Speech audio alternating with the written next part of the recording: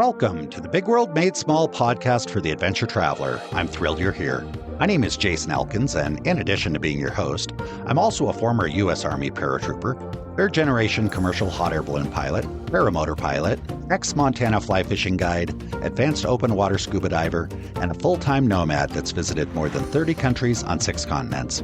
As a seasoned adventure travel expert with a passion for creating and sharing meaningful experiences, I'm on a quest to impact the lives of adventure travelers, the tour operators they rely on, and the communities that host them. Every week, I bring you exclusive interviews with fascinating adventure tourism experts who have agreed to share their personal stories, favorite destinations, and some invaluable travel insights they've picked up along the way. We'll enjoy a casual conversation, create some connections, and likely share some laughs. It's my hope that by the end of each episode, this big world will feel just a bit smaller. Let's get started, shall we? Welcome back, everybody, to another episode of the Big World Made Small podcast for the adventure traveler. We're doing something a little different today that I'm pretty excited about. We've got Julian here, Julian Kheel. He is the founder and CEO of Points Path. And for anybody that's been listening to the show for a while, we're generally having conversations with tour operators, travel writers. And when I first connected with Julian, I wasn't sure. I was like, I'm not sure what this is. But then I heard his story and I was fascinated by his story. So we're going to jump into the story quite a bit. First of all, let me just say welcome to the show, Julian. Happy to have you here. Thank you. Yeah, thanks, Jason. I'm excited to be here.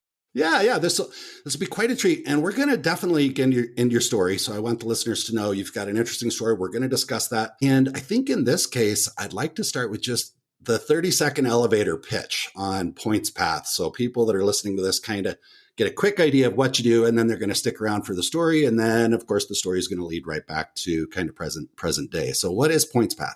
Right. Yeah. Points Path. So everybody has trouble with frequent flyer miles, right? I'm sure your audience knows they have customers that, get frustrated, and everyone has the same 2 problems, which is 1, they can't find flights they actually want to use their miles. And 2, even when they do, they don't know if they're getting a good deal or not, right? Or if they should just use cash or use the miles. And there are many, many websites and site, like the Points Guy and NerdWallet and lots of sites that try and help you with this. But you have to spend really hours digging through to really understand it. What Points Path does is answers those 2 questions in 5 seconds. It's a browser extension. It runs in Google Chrome or Microsoft Edge. We have a Safari version coming shortly. And it runs on top of Google Flights, which is a very popular search engine that I'm sure most of your listeners are familiar with. When you search in Google Flights with Points Path installed, Google gives you the cash prices. Points Path adds all the points prices for each airline and then tells you which is the better deal for each flight, whether you use cash, use miles, is it a good deal?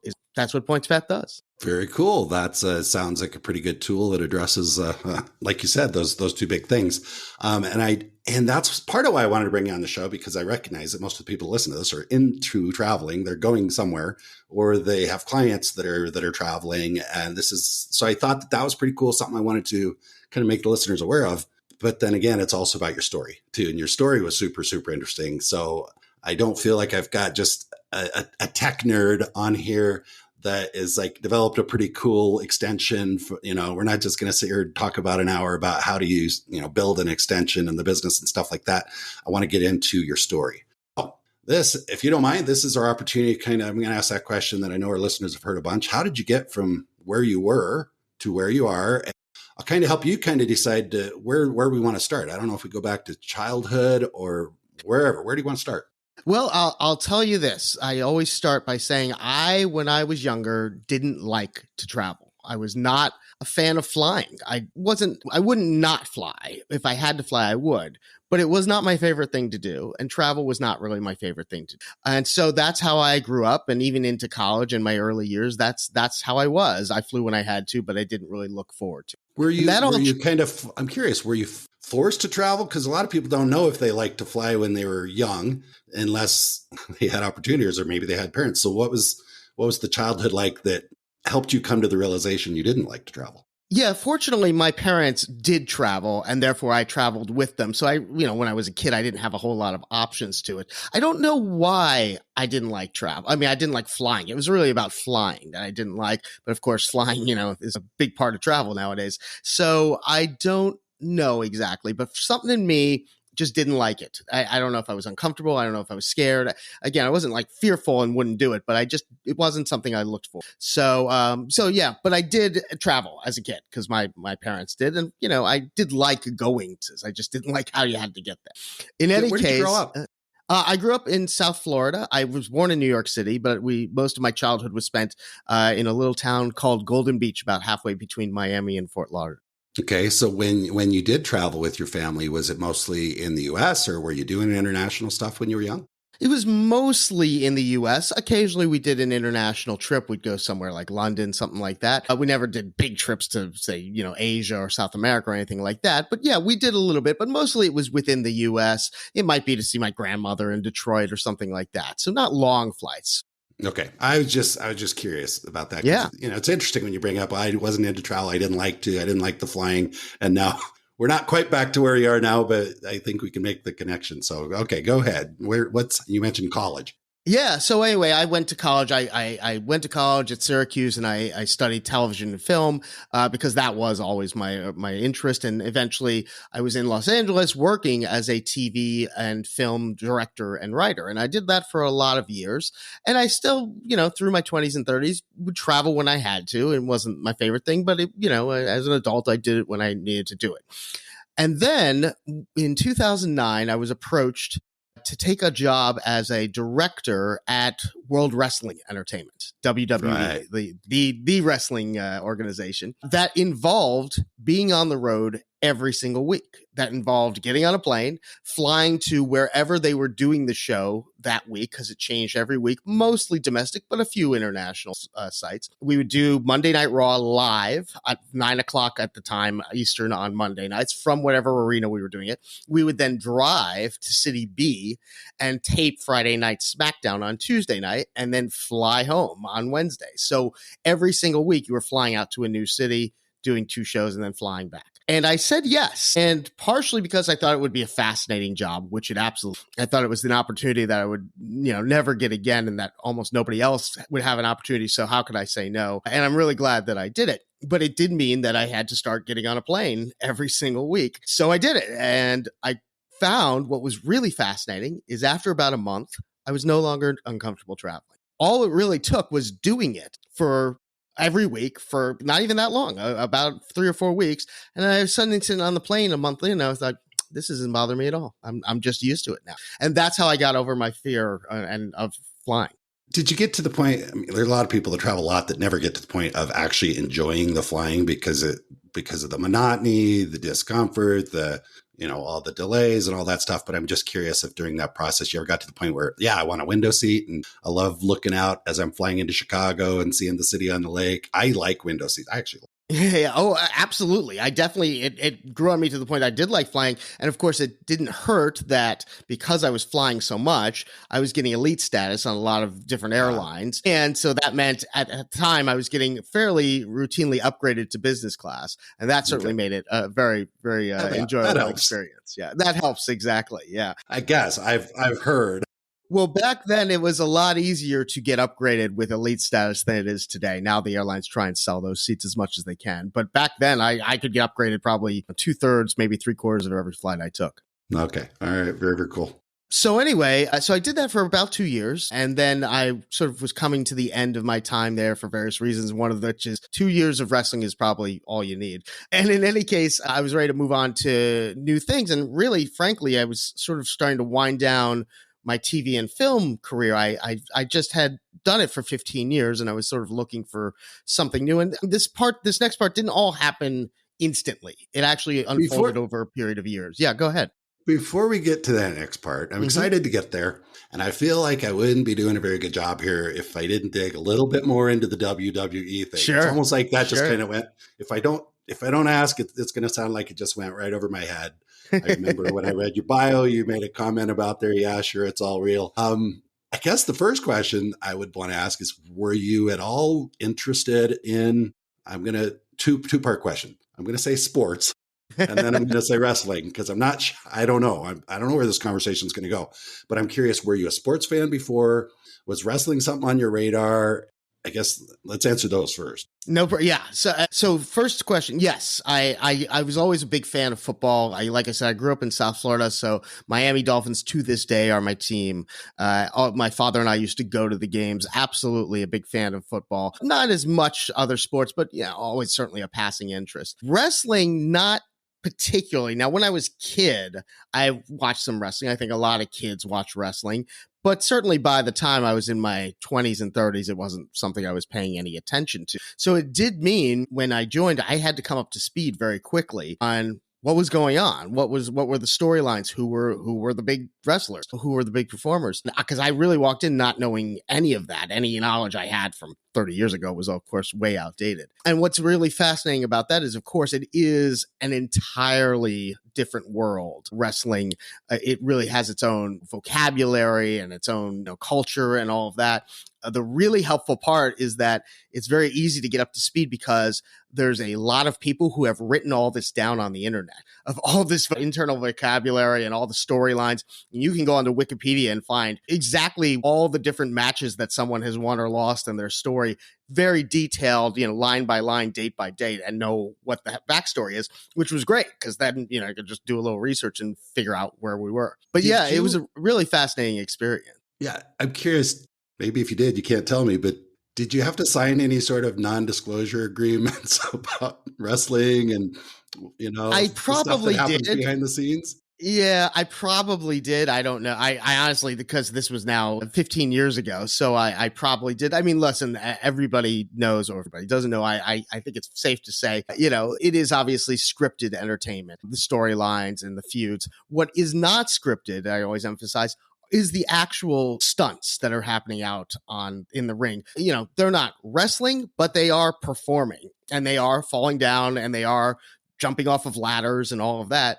And it's done as safely as possible. But at the end of the day, these guys really are stunt performers and they can get injured, and they do get injured sometimes, just like any stunt performer. It is a dangerous business and you really do have to know what you're doing. I completely get that there's some athleticism involved. I mean, even if you look at, it seems like a weird analogy, but if you look at ballet, it's not a sport, it's scripted and all that stuff, but it's also incredibly athletic. So I get that there's the athleticism, and I'm curious, how far do they go into scripting it? So if I'm watching and someone goes over the ropes and gets the chair, comes back in, is it scripted down to that? Or is it just scripted, you guys go out, make a spectacle and you're the one who's going to win? And to what level do they script it?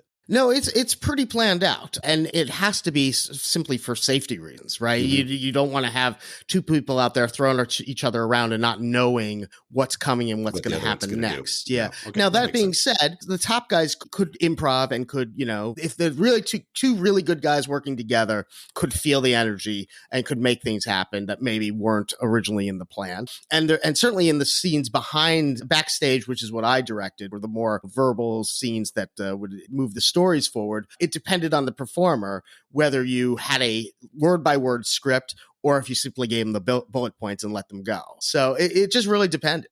Based on their experience and their ability to communicate. I mean, what was the criteria is this guy, you can just kind of let him improv. This guy, you better tell him exactly what. Pretty much. That's right. And you learn that from experience. And also, look, like anything in this world, the more you do it, the better you get at it. So the guys who had been doing it for a long time were usually easier to just let them roll, right? John Cena, who was sort of the top guy when I was there, you could easily just say, here, John, here's what we're trying to get across. Here's what's important. And he could roll. And it was usually more natural. Other guys wanted it like word for word or if they were a little, maybe more junior, or some of them just wanted it word for word, just so they knew where they were going.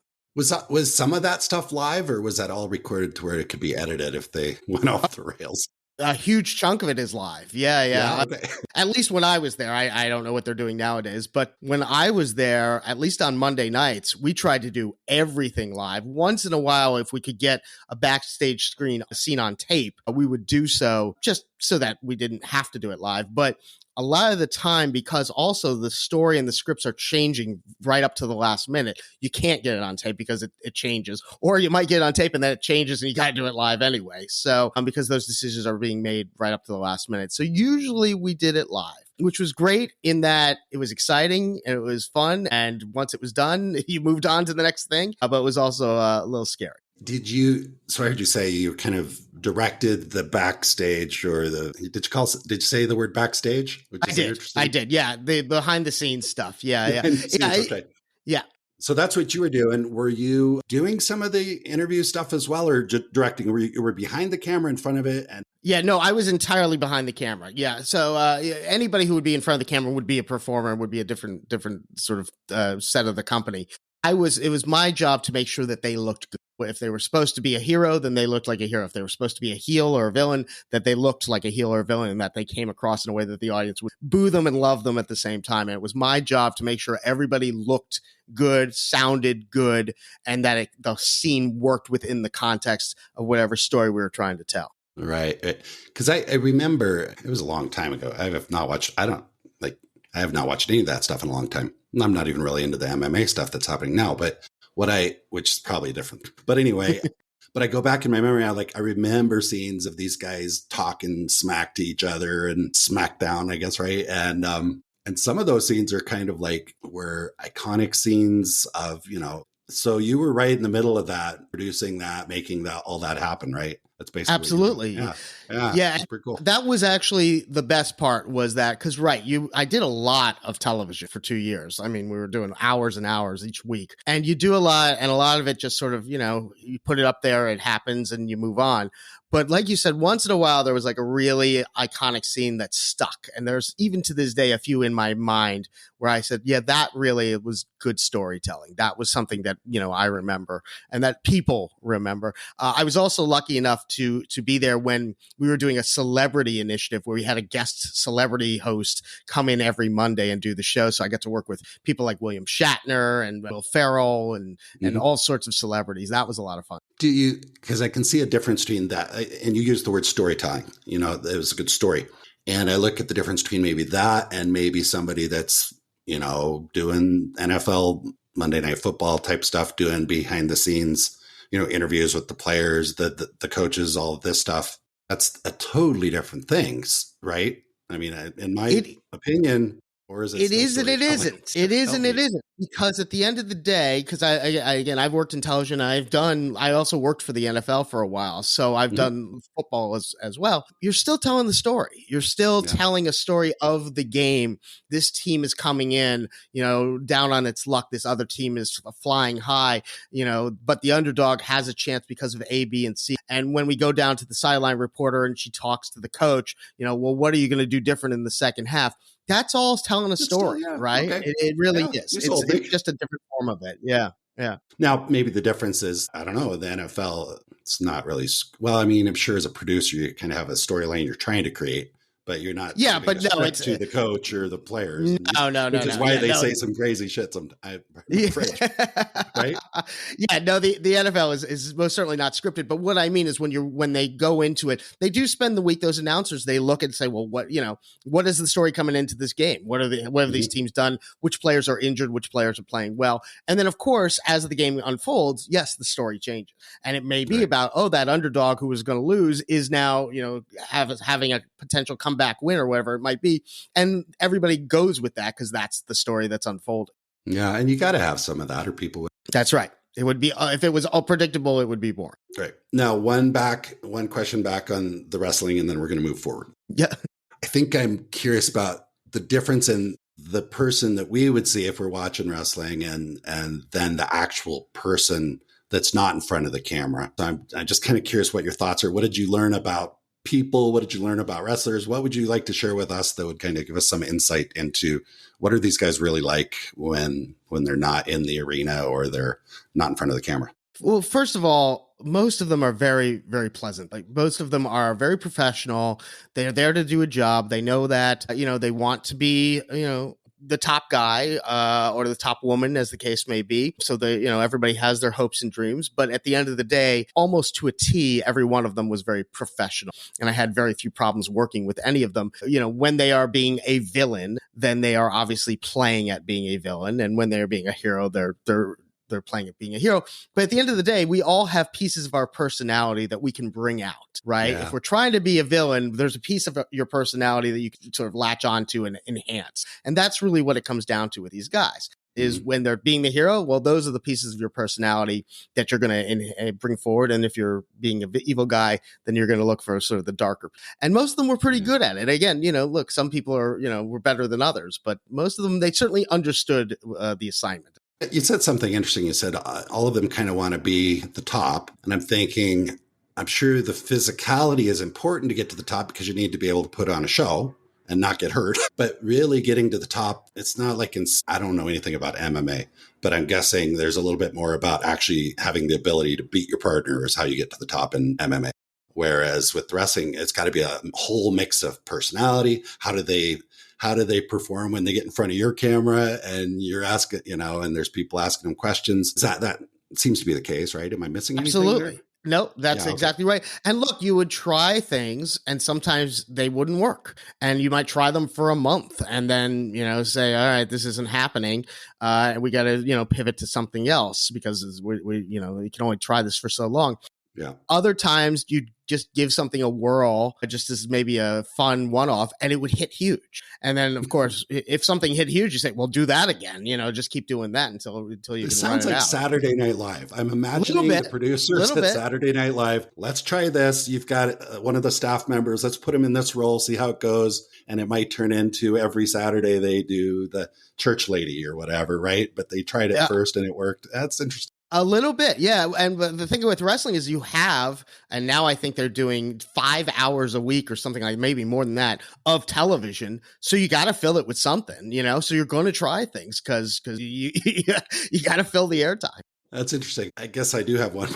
I better quit saying one more question. I find this fascinating. We will move on in a moment. But, I had a friend, well, she's still a friend, who was a swimmer. She trained all of her youth in swimming. She went to the Olympics, was part of the gold medal synchronized swimming team. So she got a gold medal in Atlanta. I don't remember where it was, as part of the team.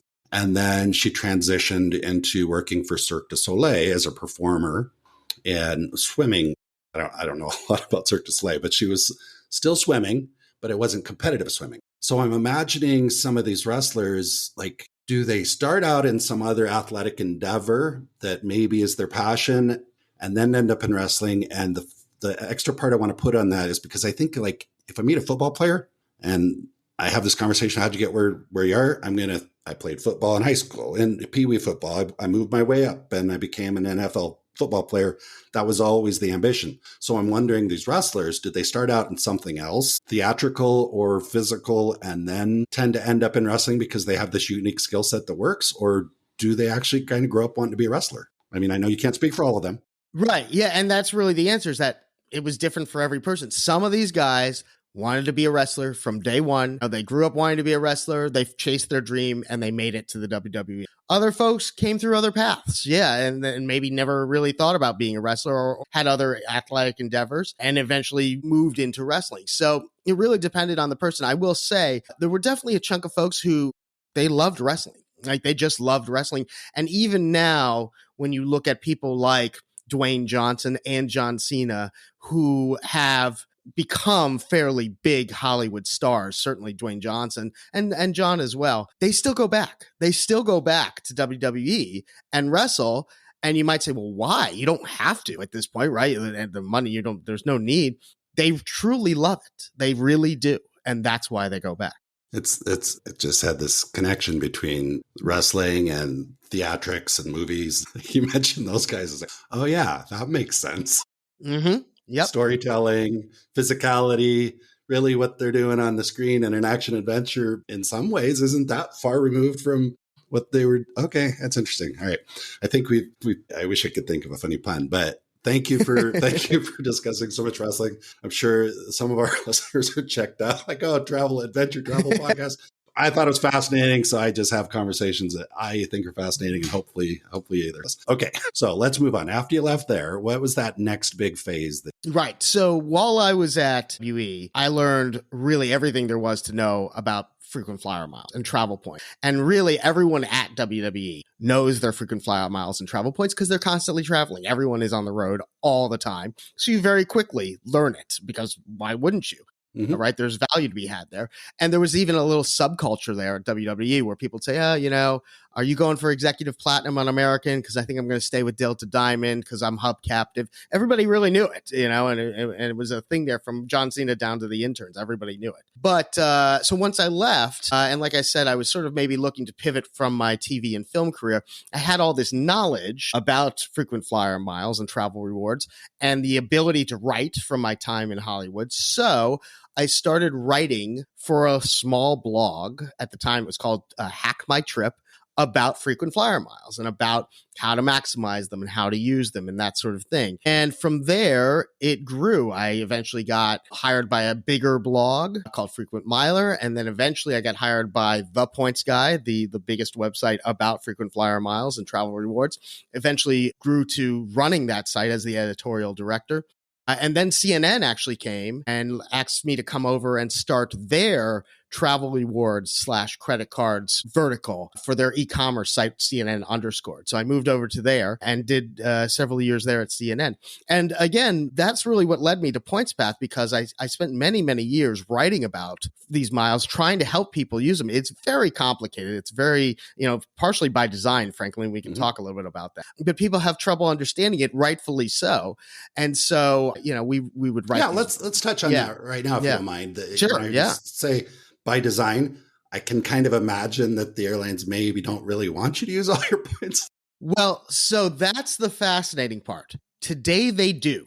In the old days, that was true. In the old days, breakage, as they call it, which means miles that you earn and then don't use, was part of the business model. And if there was a good chunk of breakage, that was good for the airline or hotel. Now the equation is completely reversed. And the reason is that, especially when it comes to the airlines, the frequent flyer programs are actually, in some cases, more valuable than the airline itself. American Airlines makes more money from American Advantage than they do from actually flying people on planes. And that all became clear. I mean, that was all fairly well known, but it really came to the forefront during the pandemic, because when the airlines needed loans from the federal government because people weren't flying, they put up the frequent flyer programs as their collateral, because that was the valuable part of the airline. Now, so you say, well, why would that matter as far as people using their miles?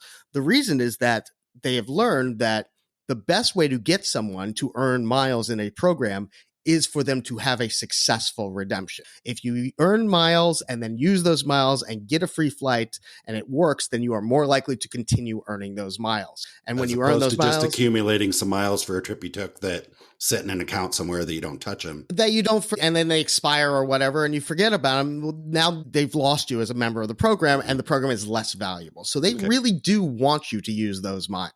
And how are most of those miles accumulated?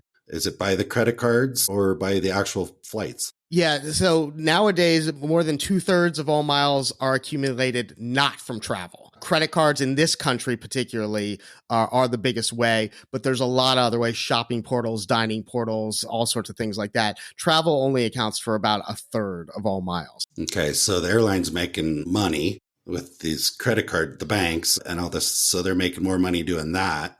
With flying passengers, I think. Yes. Is what you're saying, right?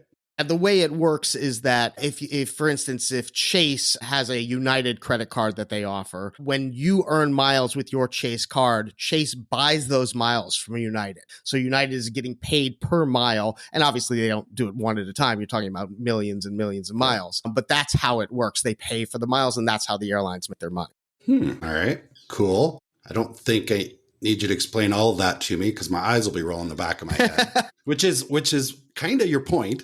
Well, that's just the very basics of how it works behind the scenes, right? We haven't even talked about how all the different programs have different kinds of miles and they're worth different amounts and how they transfer and things like that.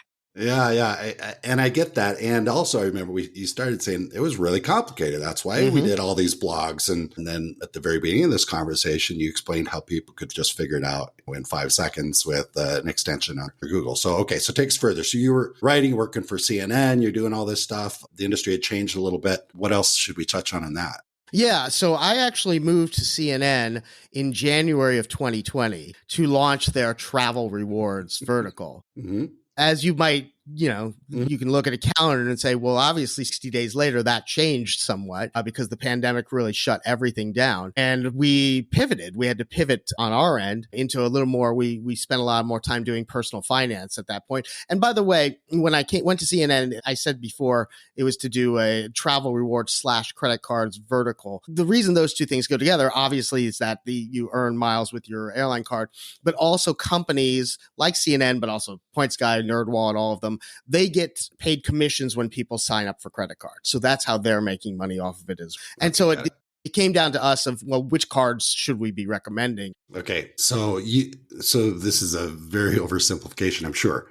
But let's say I've got a blog that people are coming to learn how to take advantage of more points. And I've got the 5 best credit cards for travelers that want points. And then I've got an affiliate link. So someone signs up for one of those cards, I get a commission. That's how I make money as a blogger promoting credit cards and points, right?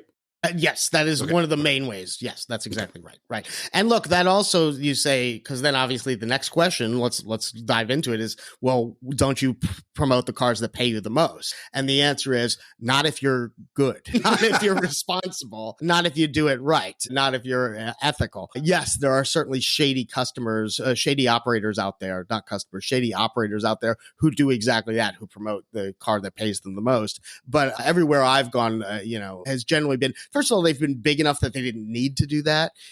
Say like the Points Guy or CNN, then they're not going to push a card that's they get more money on just because. There's no need. Right. Well, and also maybe, I don't want to say the word get, but let's say I've got credit card A and credit card B, and credit card A is really good. They don't pay us as much commission, but they're really good. So when someone clicks the link and goes to the website, they'll see it's good, and they're not going to get sticker shock by interest rates or whatever, and they're going to actually sign up for it. Then number one, you've probably made up your commission gap, where the other one that gives you a big commission, people click on that link and go to that website, and the website is crap or whatever. So, and we're in the internet age, right? Like you write a blog post about the 5 best credit cards. It's not going to be long before somebody is posting somewhere something about these guys over at such and such blog are full of it. This is ridiculous. And you put comments on, people can put comments on blog posts and stuff. So I can see that. Yeah. Listen, at the end of the day, especially a place like CNN, all you have is your credibility. So you can't be burning it on promoting bad credit cards. Just We're going to talk about news agencies and credibility. We're not going to have that conversation. That's a whole other conversation. But you're certainly not going to try and burn your credibility pushing some bad credit card, because why? Again, it's self-defeating. Yeah. Okay. All right. So you were doing that, and then what was kind of the next step to get you on the path? Yeah. So actually what ended up happening was I was approached, this was been 2023, by a venture capital firm who said, we think there's an opportunity here in the travel reward space to do something with technology, but we're not really sure what it is. And we know that you're, one of the top guys, frankly, in the world on this, and we'd love to talk to you about it. And so we started diving into it, and I actually went over there and worked as an operator in residence, developing this idea for PointsPath that ended up being PointsPath. And it did go through multiple iterations. What PointsPath is today is not where we started. And that's part of the process. But at the end of the day, what it came down to was, how can we use technology to do this, to solve this problem in a way that would be faster and easier for people than writing all about it? Okay. Yeah. Which makes sense, because if you're going to spend all this time writing about it, and then somebody else got to spend the time to read about it and research it, and you got to SEO it and rank it and this and that. And there's some people out there that, like myself, that travel quite a bit.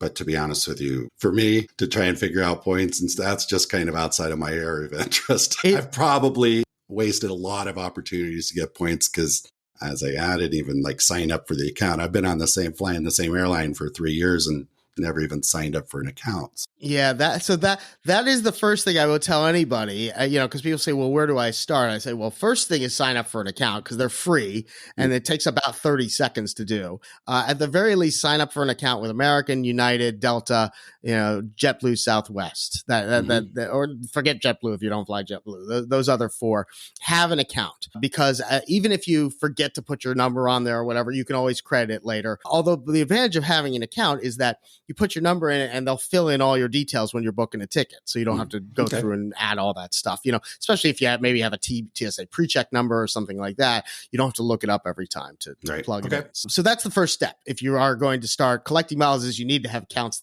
where you can collect those. And a lot of the airlines, the code shares or whatever, I mean, sometimes like if I want to fly in Qantas, I want to go to Australia, for example, I might be able to use, you probably know exactly which airline, but I could use my Continental or United. I guess it's just United now. Yeah. But yeah, right. So yes, so that's even actually getting already into the intermediate steps, which is that each of these airlines, the U.S. airlines, are parts of a airline alliance, right? Mm-hmm. So in the case of Qantas is a member of One World, which American is also a member of. So that's where the overlap would be, of which also Alaska Airlines is also a member of.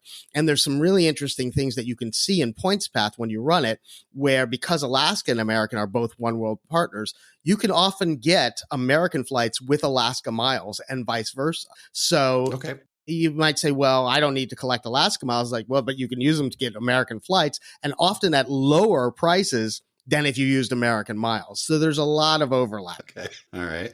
By the way, if somebody doesn't use credit cards for whatever reason, personal choice, they can't get them, whatever, are they really missing out? Like, is it like, because I guess I have this story in my head that if I just accumulate the miles that I'm flying with, I'm never really going to get anywhere.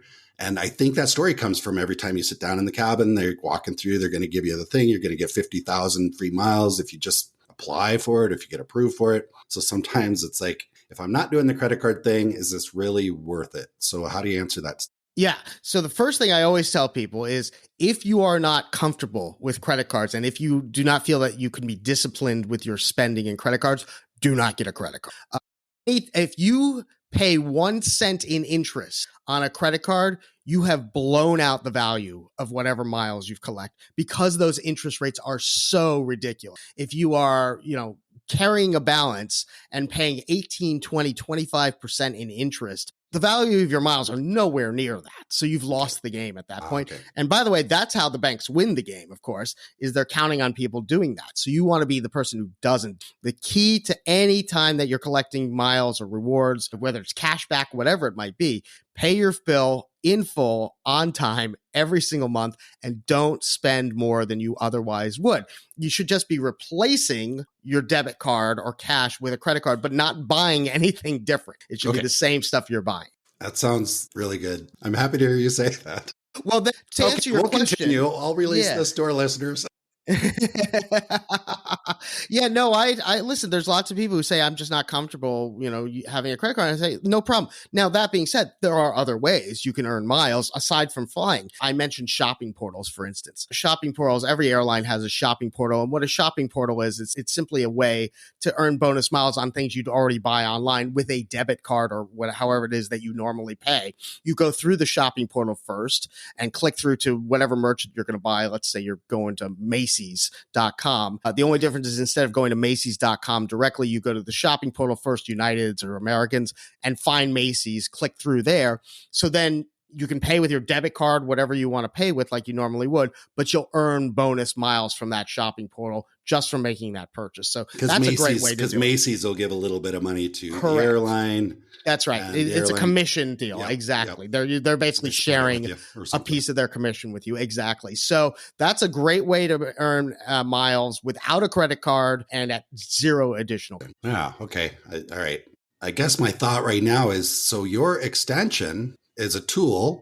We can talk about that here in a second, but I'm also thinking like, okay, if I want to learn more about this, if I want to go figure out like other ways to do it, other than you and I coming back and having 5 more episodes, do you have this information on your website? Is there another place that people should go look just if they want to learn about it? Yeah, so we do also do some content on pointspath.com. You can find it under our travel tips tab.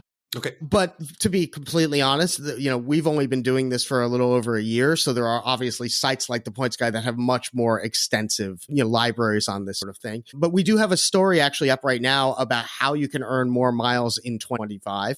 Okay. That we wrote at the beginning of the year. And that's got all of these different options, and then many of which do not require. All right. Very cool. Yeah, I'm happy that came up. Maybe I don't think they need to be necessarily, you've given some good tips and pointers about points, tips and pointers about points, but I also realize that you've had so much experience traveling. Points are definitely part of that. That's kind of become part of your life. But I'm looking for 2 or 3 just kind of tips or things you learn along the way that maybe would not be obvious to people that we haven't heard. Yeah, I always like to talk about, the myths of booking travel, because I've done a lot of travel.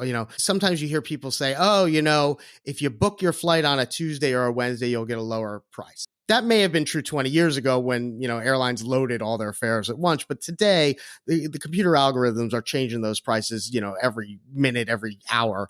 And it doesn't really matter what day you book your flight. Now, that being said, if you fly on a Tuesday or Wednesday, that could be because higher prices do tend to be on the weekends when people are going home and things like that. So midweek can be cheaper. And certainly booking in the last week or two before the flight departs is definitely going to be more expensive because airlines raise those prices for business class flyers or for business travelers rather, because those business travelers they're like, that's right. They're price insensitive. They can't plan vacation ahead of time. And it's not their money. So it's the company's money. So they generally don't care anyway. So they're those paying for upgrades, get more points. Right. They are price insensitive. And that's why the airlines do that. What about real quick? I want to ask you while we're on this topic, is it used to be that if you've extended your trip, if you bought a round trip ticket, if your trip included a weekend, that was more of a touristy type of thing, less business. Is that still the case? It is. Yeah, it's fascinating. It is not the case anymore for domestic travel, typically. Okay. You can book 2 one-ways and basically get the same price as a round trip if you're staying within the U.S. However, internationally, it is absolutely still a thing that flying one way internationally is often more expensive than completing a round trip or even just booking a round trip. And sometimes there are, stay requirements and things like that. So internationally, that is definitely still a thing. And there have been times where if I needed to get somewhere internationally and for whatever reason I didn't need the return flight, I'd book the round trip anyway and just dump the last part because it was cheaper to do that. That's helpful because I generally do international. I generally buy one way just because I don't know where I'm going next or when I want to come back, but I haven't really checked. So thank you.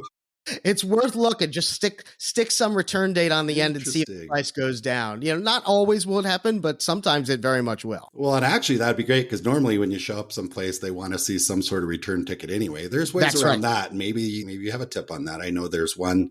Actually, I'm just going to mention it. It's Onward Ticket. I believe Onward Ticket. I hope I'm right.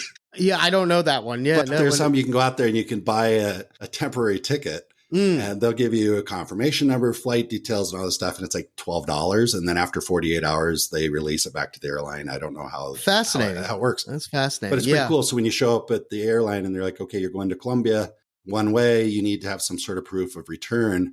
And you have it all loaded up in case they ask. And you push the little button, it buys it, and you show them your itinerary. And they're like, okay, great. It's $12. This is actually a place, I actually have a funny story about this, but it is a place where points and miles can be useful because, especially since the pandemic, the U.S. programs, you can generally cancel a miles ticket with no penalty right up to almost the very last minute and have those miles redeposited. So that's a great way to have an onward ticket that doesn't actually cost you anything that you can then cater. Because I've heard people say, well, you can buy a ticket, buy a one-way ticket, and you cancel it within 24 hours, you get a refund. Well, yeah, but you got to shell out the money. Right. That's right. Wait for the refund. So if you just did that with your points, you get your point there. It's easy to get your points back, and you probably don't need them, right? You don't. Right. Exactly. You're not taking money out of your own account. That's exactly right. I was, in fact, at one point, this is many years ago, I was going from Paris to London via the channel, via the train, the high-speed train. And when you do that, you clear immigration before you get on the train, so that when you walk out in London, you just walk out. You don't have to clear it again there.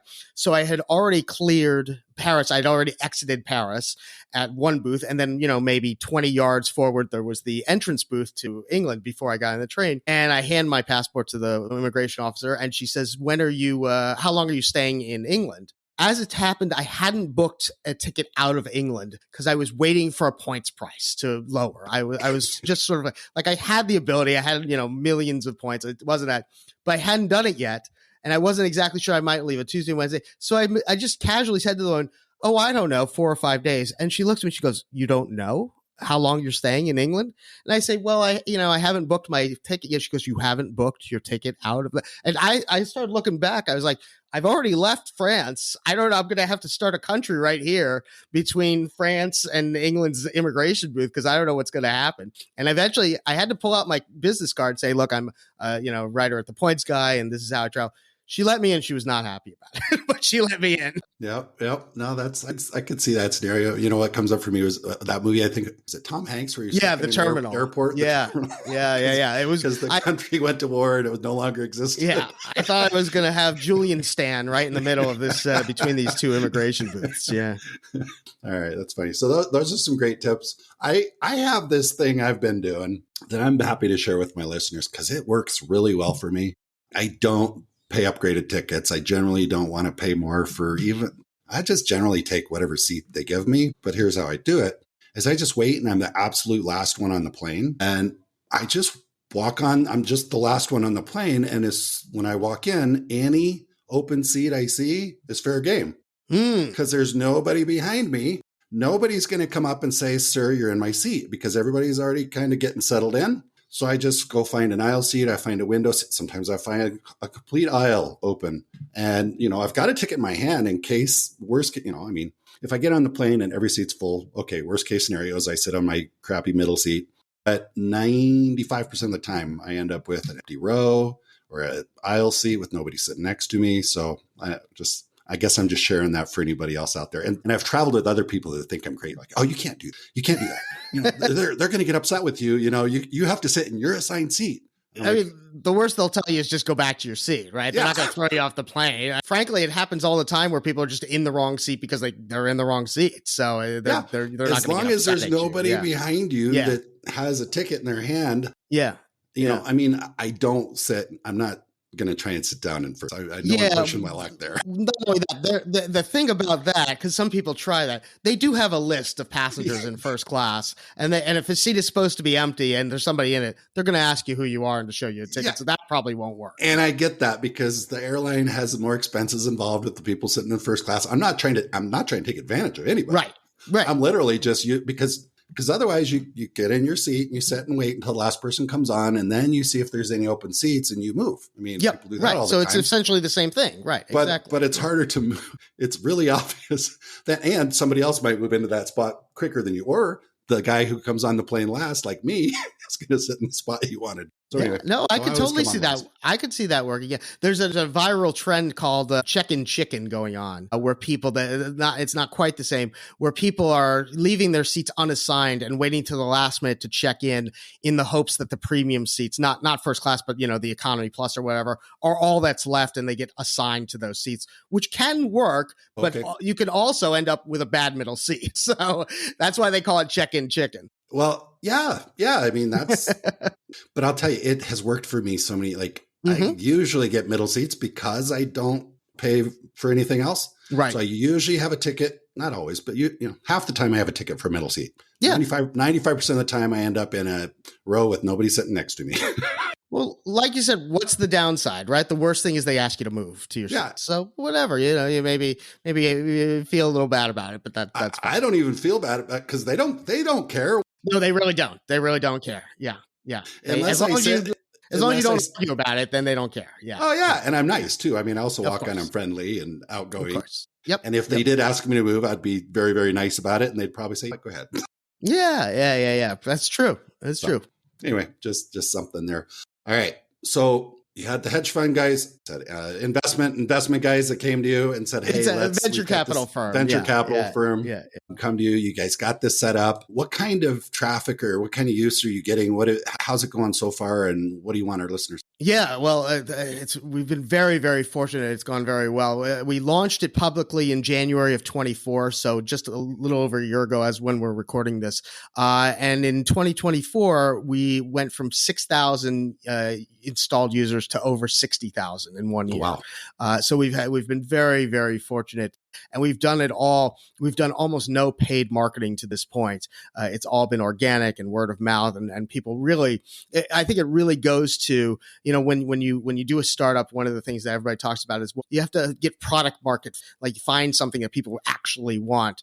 And I feel we've been very fortunate that we kind of did that. We have found something that people really do want, and we're seeing really great organic growth. So yeah, I always tell people, and by the way, the one other thing I should mention, I always leave this part off. PointsPath is free. The extension is free to install. There is a paid advanced tier where you get more airlines and you get more advanced features like the ability to track points prices and be alerted when they go up and down and things like that. But if you just want the basic experience that I just mentioned at the beginning, where, you know, we show you the points prices and we tell you which is the better deal, that's free, and that will always be free. And it's free for all the US airlines. You know, I would say try it, you know, give it a shot. Like, I think you'll find it to be very useful. I'm just going to ask, I'm sure you're comfortable discussing this. We've already discussed how people make money. Is this basically an affiliate link? You kind of help them figure out the best ticket to buy, and then when they buy it, you guys get paid that way? Or no, actually. So first of all, there are no affiliate links when it comes to using miles because there's no money. It's being exchanged. Well, I was trying to. That's right. I'm trying to figure this out. Yeah. So our business model is that we have a couple of different ways we make money. One is, like I said, we have an advanced tier that is a paid subscription. Either you pay monthly or you pay annually. And we have a decent chunk of people who do that for our advanced features. We do have affiliate links, not in the extension, but we do affiliate emails. We send emails. We send alerts with deals, and you can unsubscribe if you don't want that stuff. But we do send that out multiple times a week, and that sometimes we have affiliate deals in there. And then we also do some B2B work. We did a over Christmas, we did a report with the Points Guy where we provided the data, and they wrote the report about when is the best time to use your miles during the holidays, and do you get more value or less value? So there's revenue there as well. So yeah, we're piecing it together from multiple different. Okay. If someone does not use points, has no points accounts, is there a benefit to using the extension as well? I would say you should give it a try just to see, frankly, what you might be missing out on. Okay. That makes sense. I like that response. Here's the other thing, though, I always say is that if you install it, first of all, again, it costs nothing and it just operates. If you use Google Flights anyway, it's just going to pop the prices in. It's not going to change your experience with Google Flights. But what you do find, and even I am surprised, and I built it and I'm surprised, is that when I'm doing searches, I'll see a points price and I'll be like, oh, I didn't even think about that I could use, like I said, my Alaska miles for this flight that Americans charging $400. And that sort of starts opening up ideas. And because it all stacks together automatically, you think about things that maybe even an expert at the back of my mind, I know, but it doesn't come to the forefront unless I have something telling me. I want to go too far in the weeds, but does the extension keep track? If I'm using the extension, does the extension keep track of my points so it knows which ones are? Not yet. That is something that we would like to do because that is another thing that people do have problems with. They don't know how many points they have or if they expire, are they going to expire? And we do want to expand PointsPath so it can do that for you automatically, but we haven't quite gotten there. I've already have names going through my head. What would that be? I'm sure you guys have already probably figured that out. Well, and it's surprising to me because even the airlines don't do that. If you sign in with your account and you have, 20,000 miles, they don't flag in the search which of these flights can you afford. They just show them all. And it's something that we could do is say, well, you have 20,000 miles. These are the flights you could actually afford. Like, here are all the prices, but these are the ones for you. Does the extension only work if you're using Google Flights? It does currently only work on Google Flights. Imagine why. I was just curious. Well, we have talked about expanding it out, but Google Flights is, according to research, the first touch point for a lot of people in the U.S. when they're searching for flights. And so we feel it's a good place to start. And of course, Google fortunately has not given us any trouble about it as well. And we're not changing Google Flights in a way that would upset them. I'm just going to ask you this. Yeah. You might ask me to edit this out later, depending on response, but I think it's worth having this conversation. You think that Google Flights is where people should be looking for flights? I think Google Flights is so first of all, for people who don't know the history, Google Flights is built on top of using the infrastructure of an other website called ITA Matrix that Google acquired a number of years ago and used to build Google Flights. I think Google Flights is a really great experience in that it is simple, it is fast, and it generally gives you the top answers right off the bat. Is it the tool for experts who want to dive into cabin classes and see every possible permutation? No, that's not a Google Flights thing. But for the average person who's just looking for, show me who flies on this route, usually I want to go nonstop or whatever, you're going to get that answer from Google Flights. You're going to get it very quickly. And Google doesn't put their thumb on the scale because they don't make any money off of that. This is part of their Google, infrastructure. So if you've got that really analytical person that loves using whatever, I mean, I haven't really Google Flights very much, but if I found something on wherever I like to go, I suspect I can find the exact same flight. I could go to Google, use your extension in Google Flights and find the same flight and then have the points part solved for it. Absolutely. Absolutely. Right? Okay. Yep. That's right. So even if you don't necessarily use Google Flights to search for your flights, there's still a benefit to having the extension. And okay. Look, all right. And listen, most people start one place and then search multiple sites when they're booking travel. There was a study done a number of years ago that found the average person had something like 72 touch points before they actually booked a flight, meaning they're looking in different sites and different places. And the reason is they want to make sure they're getting the best deal. So certainly I would say there's no downside to making Google Flights part of that process for you so you get all your options. Do you think there's a benefit to, like, if you're looking for flights and I see, okay, this is the flight I know, this is the flight I want. Maybe this is a tough question to answer, but is there a benefit to going to the airline and booking a flight directly with? %. Yes. I in fact, in most cases, I recommend booking directly with the airline, and Google Flights does always provide the link direct out to the airline. So you can. Yeah, Google Flights, you generally don't book with Google Flights. They're not designed for that. It's purely a search tool, like the rest of Google. But you might have options. It might come up. It will definitely show you. Whatever. You could also do Expedia or whatever. But usually, the reason I say you book directly with the airline is if there is a problem, a delay, a cancellation, a reroute, you're going to get the best service if you have that ticket booked already with the airline. Yeah, I've kind of noticed that as well. So Yep. And even worse with hotels, by the way. If you're booking a hotel and you're booking it through a third party, you're going to get a real runaround if you have a problem. You're best off booking straight with the hotel. Although you can often save more money by booking on third. All right, now I got to ask you. Yeah. I think we can keep going forever. Does your extension touch on hotels yet? Because Not you can yet. book some hotels with. You can definitely book hotels with points. Hyatt is a very popular and a very good program when it comes to hotel points. We do not do hotels yet, partially because there's Google Flights is, like I said, sort of a first touch point for a lot of people. There's a Google Hotels, but it's not the same kind of take up. So there's not an obvious place for us to go. We'd probably need to build it out on our own website, and we just haven't gotten. I can see that. I feel like the hotel thing seems a little bit more disjointed and segmented. Okay. So, all right. That's very interesting. I'm excited to see what you guys, where you go with this, with those few things that we mentioned that you guys are considering, and it's all very, very cool. This has been fascinating. I know we could keep going, and I'm curious, Julian, what did I forget to ask you? What should I have asked you? What do you want to make sure our listeners know about you, Points Path, your philosophical, whatever? What do we need to share before we wrap up? Well, I'm going to say, because it's interesting. Usually when I have these discussions, the host wants to really dive into like credit cards and all that. And I can tell you're not a credit card guy. And you're like, yeah, I don't need to talk about that, which is fine. I think that, like I said, I think there's a lot of options out there that aren't involving credit cards. But for people who the big question I always get from everyone is, what credit card should I get? If I'm going to get a credit card, what credit card should I get? And my answer to that is, don't get an airline. Do not get an airline credit card. And that may sound counterintuitive, but the reason you should not get an airline credit card is because if you do that, say you get a Delta credit card, you are now earning only Delta miles and you are locked into Delta miles. And while you can, use Delta miles for some Delta partners, you can't use them on American, you can't use them on United. What you're better off doing is getting what we call a card with flexible points. And what those are is banks like Chase, American Express, Citibank have created their own point system that, one, you can use those points to book any airline through the bank's website. But two, you can also transfer those points to their airline and hotel partner. So for instance, if you earn American Express points, and they're called American Express membership rewards, and that you would get with an American Express gold card or a green card or platinum card, there's a whole bunch of them. You'd earn those American Express points. You could just book flights on Amex Travel and use your points. But you could also transfer your points to Delta, which is an American Express partner, and then you've got Delta miles. But you only do it when you actually need Delta miles. And the rest of the time American Express has got 20 other airline and hotel partners. So there's a lot of options out there.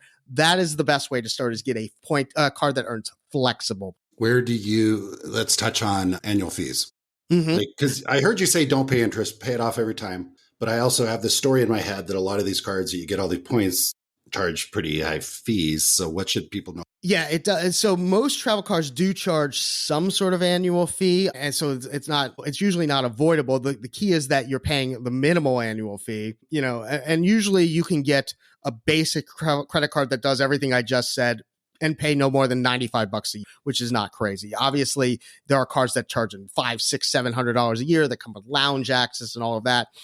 Only get those if you really want lounge access. If you're on the road every week and you want to go into the airport lounge, great, get one of those cards. But if you're just traveling once or twice a year, you don't need all that. Just get a basic card that charges $95 a year.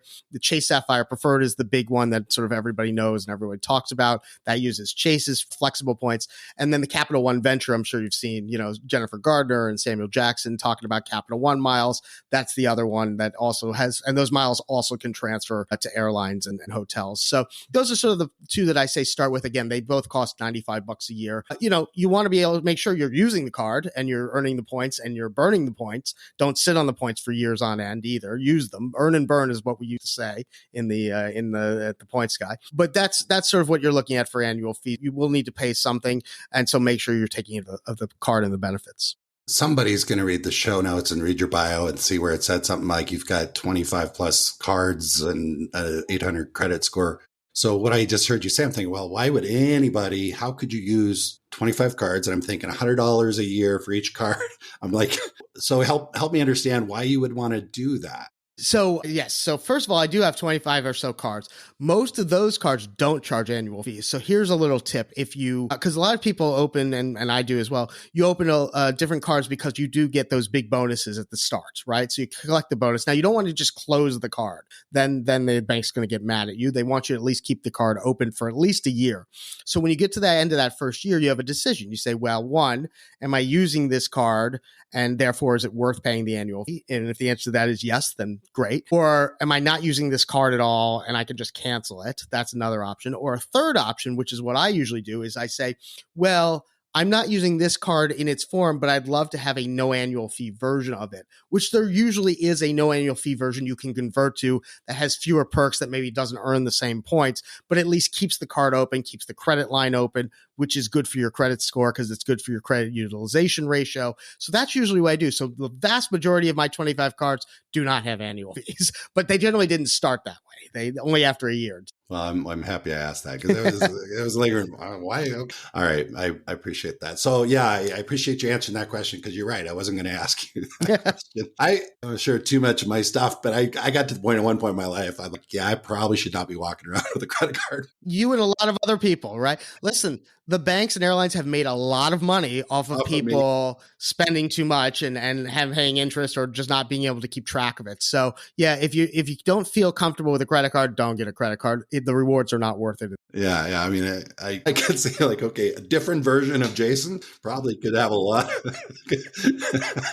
But you don't want a different conversation with you. Right. You don't want a different version of Jason who has a ton of million miles and $1 million in debt because that's not going to work out. Yeah. Because this kind of started when I started in the travel business and I was going to be traveling a lot internationally and like, oh, look, the Delta American Express card. That's a great idea.